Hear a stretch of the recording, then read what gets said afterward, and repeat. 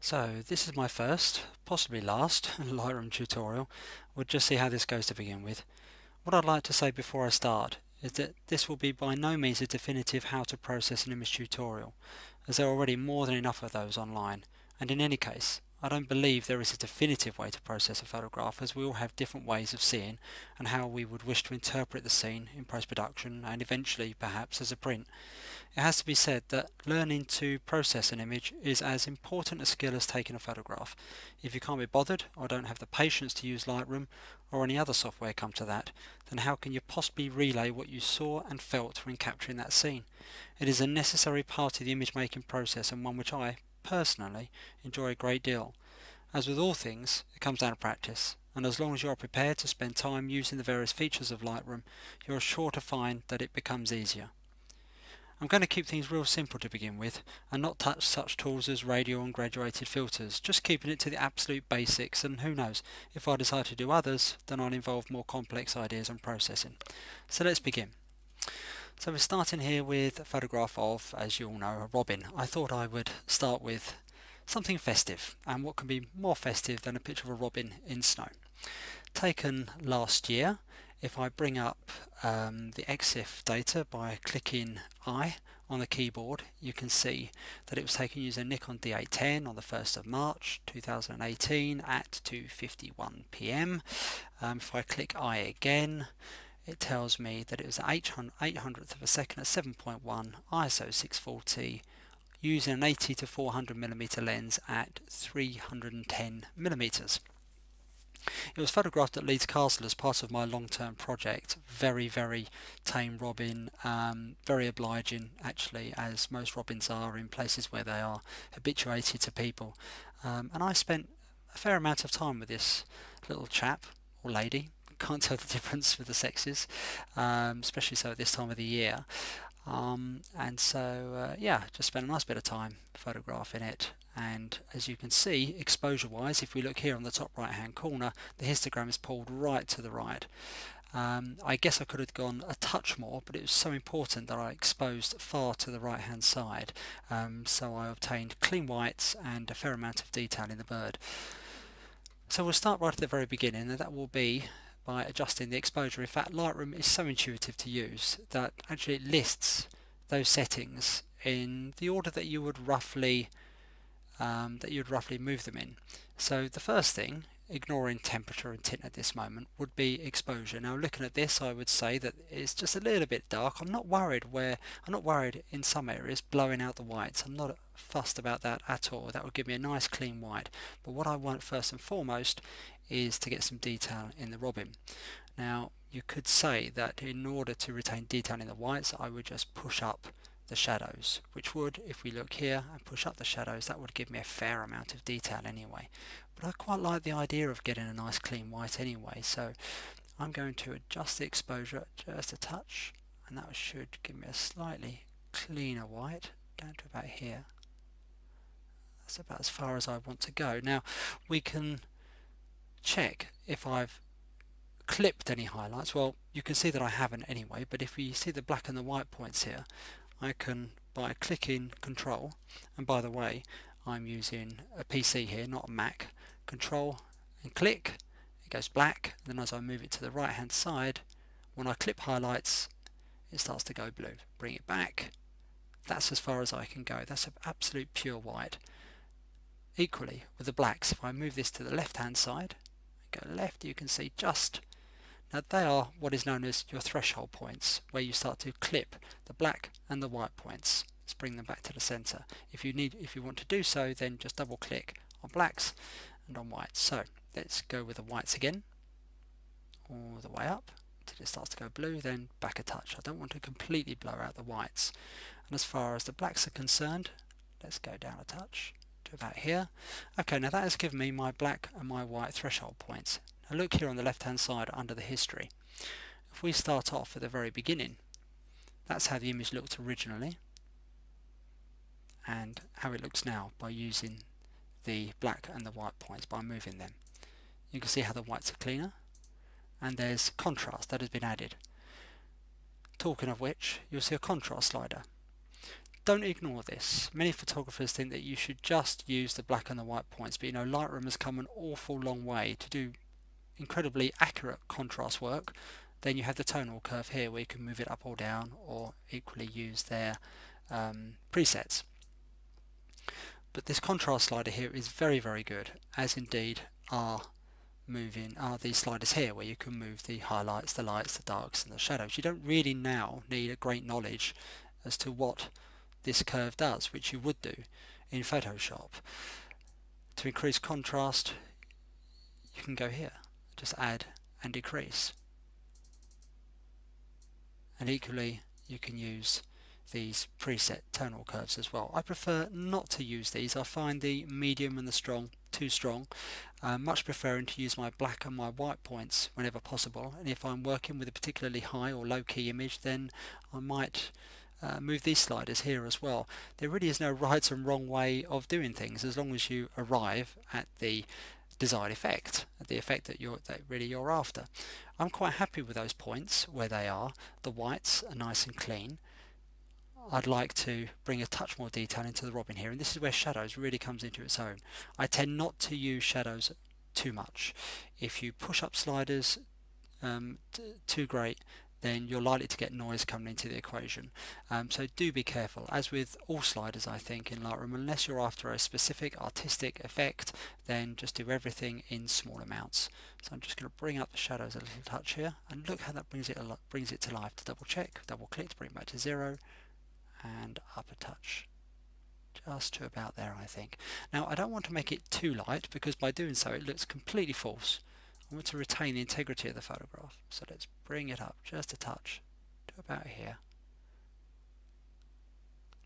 Yep, I think that's just about right. I can also check on the accuracy of the background by using the white balance selector. This is very, very useful, particularly in snow scenes. I'm going to click that and take it to a slightly off-white area. You see how this is pure white, but if we go to the top right, that's just off-white. By clicking this, it's added a slight warmth to it. Let me click backwards in history.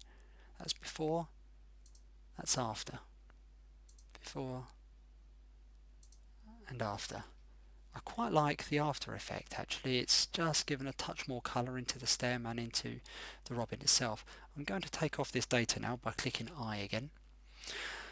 The background colour I've chosen when processing the image is a medium grey, so you can just hover over this area and right click and it gives you the different colour backgrounds.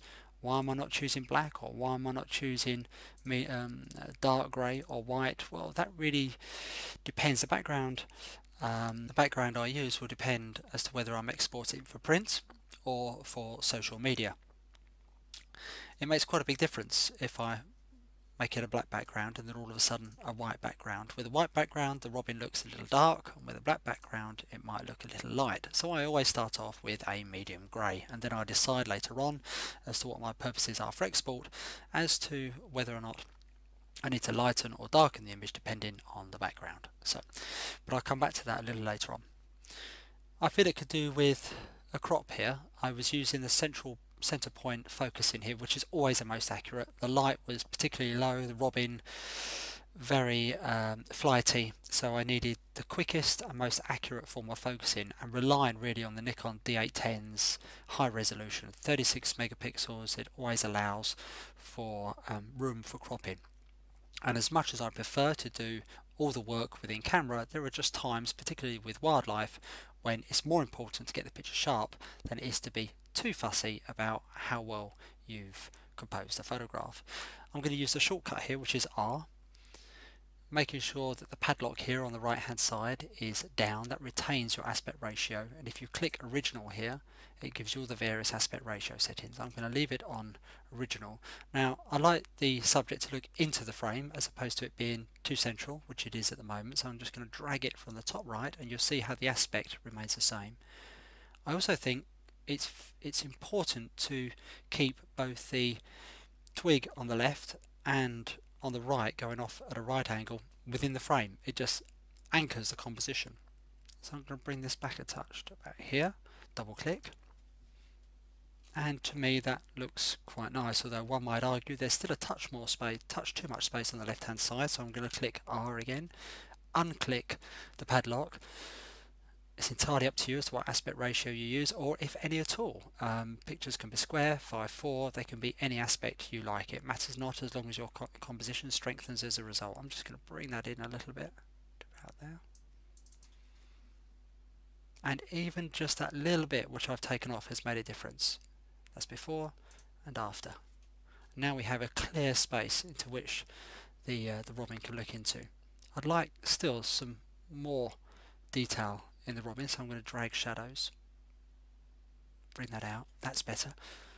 Much happier with that now. Contrast wise, I don't think a great deal needs to be done to it. Clarity, dehaze, vibrancy and saturation are well worth a look at, but before that, let's slide down and you can see the lens correction panel here. Now, unless I'm using a fisheye lens, I will invariably click these.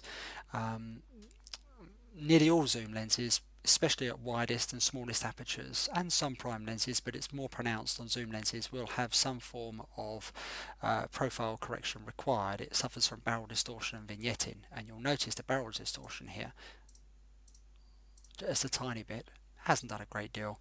If I'm photographing a brick wall or a postage stamp, maybe you'd see the difference, but certainly not with a natural subject like this. But I'm going to click it nonetheless. And as I'm doing that, I've noticed this little area here, which is just a wee bit distracting for my liking. So I'm going to click R, it's unlocked, and I'm just going to bring it up just a touch, double click on it, and it's taken it out. So let's see before and after. It's a clean image, so I want to keep it clean throughout without having niggly little bits in the bottom of the frame. It's something which you can't account for when you're actually photographing the picture. I'd like to see the image without all the history for the moment, so I'm just going to take that off, and I will often reduce the size of the image to 1/8, and that gives me a broader border around which to place it, and I have a much better indication now as to the contrast and the overall look of the picture. And to me, that is still looking quite flat. You could certainly do with a reduction in the blacks, perhaps pushing up the whites, just increasing contrast overall. And I'm going to do this first of all by clicking Control and then moving the blacks to the left. Now there is another way which you can do that, by moving up to the histogram and clicking this point here, and if I move the blacks too far over to one side, they start to go blue.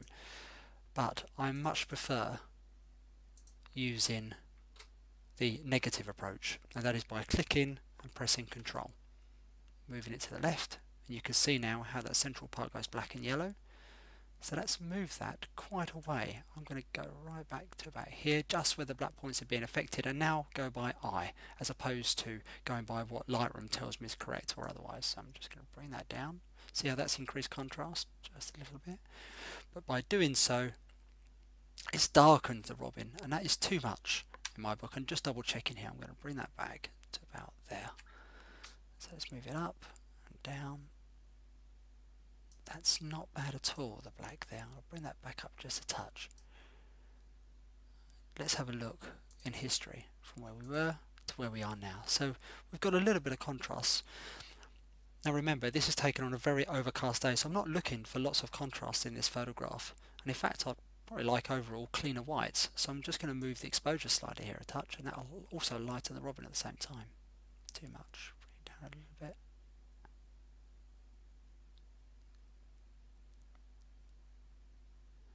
You can also adjust the exposure by moving up to the histogram area here, which is quite useful. And for whatever reason, when you place the cursor and move left to reduce or right to increase exposure, it seems to be much more sensitive and easier to move when you're up on the histogram area than it does on the exposure slider. So I'll often go to the top here now. That to me is looking much better. Okay, I'm quite happy with that. I'm going to look at the contrast slider and just see what it does. It does add a bit of contrast into it, but every time you do that, the breast gets a bit darker. So you can just increase the whites, and that will again just increase the contrast area, but in doing so you start losing the bottom area here. So let's bring that back just a touch. Okay, it's very much about margins here, and there are times when I'll process a photograph such as this, and then I'll come back after a cup of tea, 10-15 minutes later, I'll have another look at it and keep playing. And one of the most marvellous things about Lightroom is that it's non-destructive, so you can come back days, weeks, months later and just keep playing with it until you're entirely satisfied. But of course there comes a time when you have to stop. I've just noticed this bottom area here again. I must have clicked on the history, which meant that I stepped back. So let's bring that back in again. That's much better. Okay, let's take out that twig in the bottom. Now I'm thinking that perhaps this area here is still a little bit dark, and I know I said in my introduction I was going to keep it really simple and keep out radial and graduated filters tool, but if there's one tool that would prove very, very handy here, and that is the adjustment brush. It's one of the most useful tools here. In fact, adjustment brush, radial and graduated are the three most useful tools I find, and I use each equally. The adjustment brush would prove very useful here because it means that I can just select this small area and lighten it without lightening the rest of the bird. I certainly wouldn't want to do a global brightening because I'll start losing detail in the breast here. So I'm going to activate the adjustment brush, or you can do a shortcut of K. It tells you the shortcut, as you can see there. So hit the adjustment brush, and I can increase or decrease the size of the adjustment brush just by using the wheel, by scrolling the wheel on the mouse. Alternatively, you can go down to the bottom here. You have flow, feather and size. It's best, rather than me going on, or rather me explaining in depth what each do, you might as well just look it up, but it's best, I find, to go for middle range, flow and feather, and the size will then just be dictated by how large an area you are covering. I also like to press the letter O when doing this, and it paints that area red, so it shows me, and I know it's going on a red breast there, so it's probably not that helpful, but it shows me exactly the area I'm painting. You don't have to be too careful here. I'm just working this as though I were in a conventional wet darkroom. There's nothing wrong with doing work like this. Cameras can only produce so much detail. Compared to the naked eye, it's minuscule. And it's no different what we are doing here to the traditional black and white wet darkroom process, except this is the digital darkroom where you can dodge and you can burn just to bring life to areas or to emphasize parts.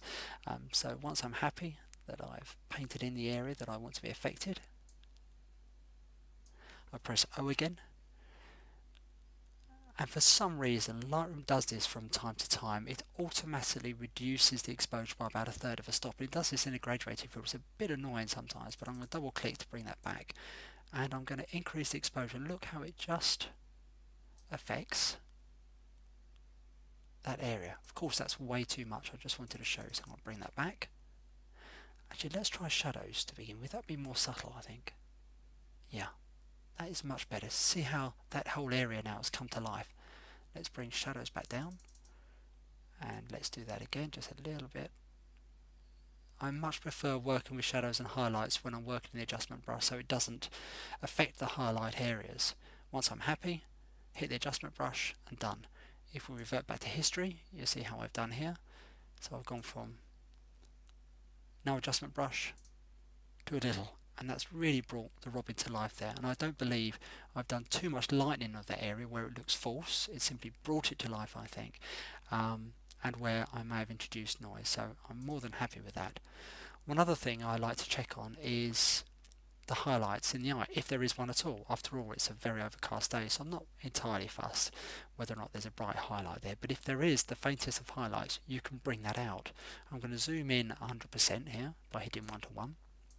And there isn't. Nothing is evident there. I could have used a very small on-camera flash gun, but this is very much a speculative photograph while out photographing landscapes, actually. You can introduce a highlight if you want, but I shan't in this case. It is how it is, so I'm just happy with leaving it. I'm going to reduce the image size again, 1 to 8. I just like having this broad border around it. I find it much easier to work on that way.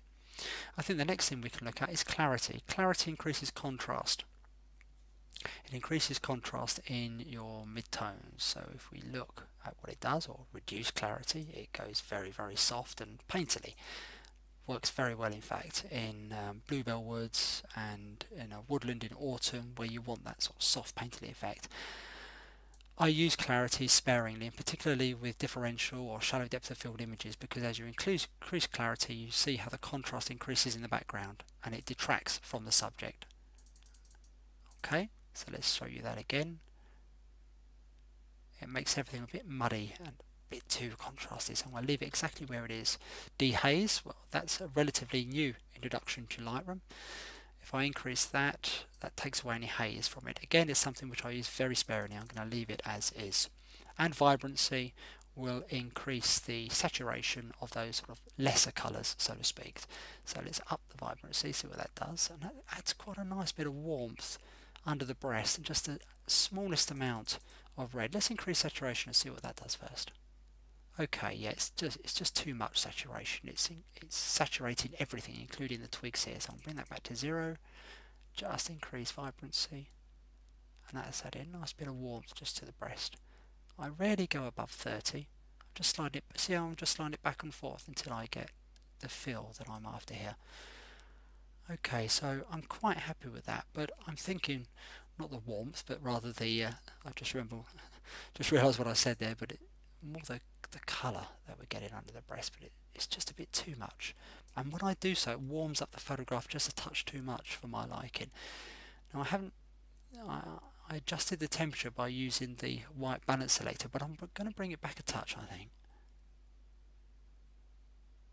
That's a little bit better. Let's bring the photograph in again and we can see the difference here.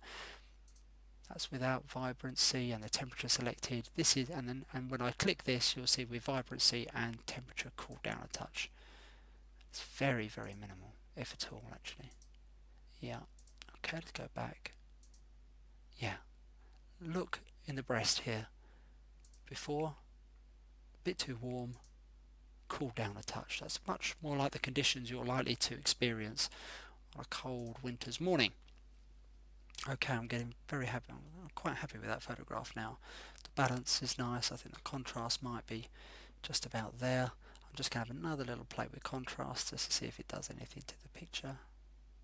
No, nothing particularly. I think I'll leave that as is. Okay, finally, we're going to look at sharpening. Okay, so I'm going to zoom in 100% and I'll want to sharpen on the eye. It's the most important aspect of the bird here. There's lots of feather detail here. The resolution's really good here actually. I'm very pleased with how it's performed. I'm going to go back to the EXIF data and it's shot at 7.1, so I've done this deliberately.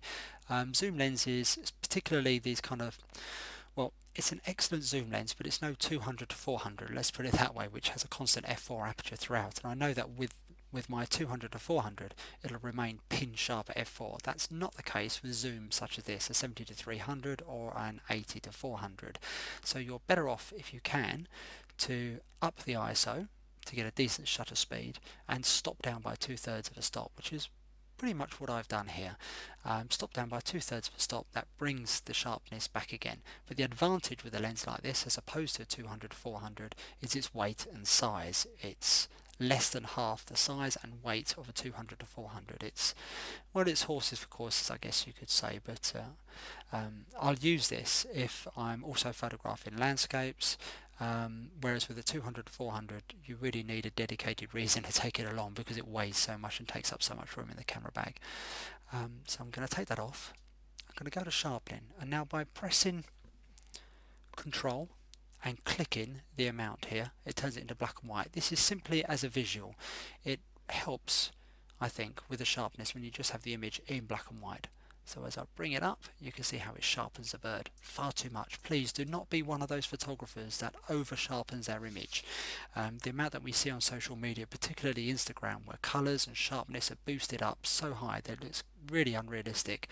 So go as far as you're comfortable with until you just start to see it getting sort of punchy, I guess you could say, where you get that crispness to a photograph. Then maybe bring it back a tweak. So I'm going to click Control and on sharpening to bring it up, and you just see there, if I bring it back about there, I say that's quite nice. I'm not going to go much further than that. I'm going to reduce the image back to where it was, and now this is the brilliant thing about Lightroom, which what I really enjoy using with its sharpening method is that if I click on masking and again on Control, the image will disappear. Those images which are sharpened will remain white, those which are not turn black. Brilliant. It means I'm just sharpening the bird and the twigs. The background isn't affected. I don't want the background sharpened. If I sharpen the background, then you'll start to get a slightly granular effect. So I'm going to bring that back to 0 again. And really, the only part of the bird I really want sharpening is the breast itself. So is the eye and the breast. I'm not really that worried about the legs, but it's the breast and the eye. So I'm going to see how far I can go before. Okay, it's only the outline of the bird there really, but if I come back a touch,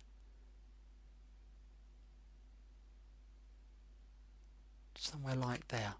So now if we zoom in to the bird, we can see it's nice and crisp, but the background isn't affected, so it remains soft. The twigs will be sharp for sure, as are the feet, but most importantly the eye. I can reduce this again to 1 to 8, have a good look at the picture. I'm still not entirely happy with it.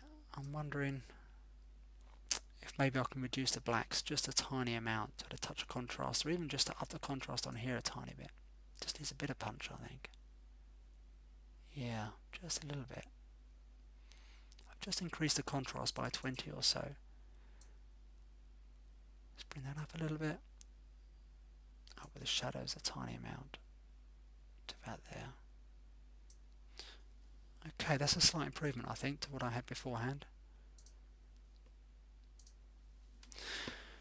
Now once I'm happy with the photograph, and I'm not saying that I'm 100% happy with this, I'm quite okay with it at the moment. It's got a nice neutral colour to it and tone and feel. It's not overly done, it's not overly processed. Certainly the red isn't burning your eyes out, because robins, and particularly in the winter and in the snow, don't have an enormously bright breast. Sure, it's red, but it's not incredibly vibrant. I just want to retain the neutrality, the natural look to the photograph. So I might well come back to this after a cup of tea or in a day or two's time, but if I were eager to put this onto social media, we would of course go to File and then Export.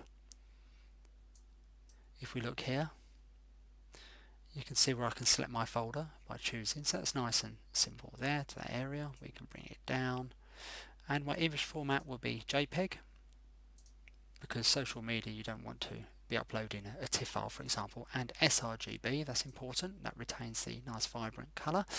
Quality, well, that needn't be 100, bring that to 80 or so. Okay, that would give me a decent enough resolution, and resize to fit. Long edge, 800 pixels, 72 pixels per inch, and just to give it a slightly more punch, I guess you could say, sharpness wise, even more crispness, I would either go to screen standard or low, depending on the subject really. I might put this to low actually. Screen standard would apply to those images which have an even softer look to it, but I would leave that on screen low, but there are lots of choices here if you are exporting for paper. Lightroom's algorithm is very good when it comes to exporting photographs. I've done on-screen sharpening, as you saw beforehand, and by trial and error you can decide if you're, for example, exporting for print, whether you use matte or glossy paper, whether it needs low, standard or high. I experimented with various settings with the paper that I prefer to print on. For photo rag, for example, because it had a rather stippled surface, very tactile surface, I would choose matte paper standard, whereas with a slightly glossier surface I would again select matte paper but low. So trial and error, but generally for social media we don't have to be that fussy. So I find screen and standard for the vast majority of applications is more than good enough, and then you just click export. Reverting back to the different backgrounds, what background colour do I choose? Well, when I'm exporting a file to social media I generally just leave it on medium grey, and actually now that I've come back to the photograph, to me that's now looking, that's because probably I've been staring at a slightly bright table there, or box rather, on the export box. It's looking a little bit dark to me. It's funny how our eyes get used to the picture, and then once we come back to it, it can look a little bit dark. So I'm going to increase the exposure here just a touch. Too much. I'm going to go to the top, I think, it's much more accurate, but that's not looking too bad now. Let's just check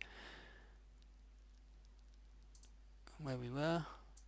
Now that's just a little bit brighter, that's good. Now if I were exporting for print, chances are you'd have a white border around the photograph. So let's take a look. Let's put this on white, The exposure on there still looks quite nice. And if I were processing for black, for projection, then that's looking quite nice as well. But it has a tendency, when you have a black background, to look too bright. It simply becomes an optical illusion. The exposure is exactly the same for the robin, but because we see it with a black background, emphasis is on the whites and on the bird. Whereas if I put it around a white background, we can see actually how the robin has taken on a slightly darker look to it compared to black. But when I'm exporting for social media, I just simply leave it on medium white. So I think that's just about it for now. I would urge you to keep playing with the same picture rather than just zipping from one picture to the next, especially if there's one that you are particularly happy with. This may or may not be the only tutorial that I do. I might come back and do another one, and if I do so, then I'm inclined to speak about the radial filter and graduated filter, and who knows, perhaps a few other things besides. So I hope you've enjoyed this short tutorial and have gained something from it. Thank you.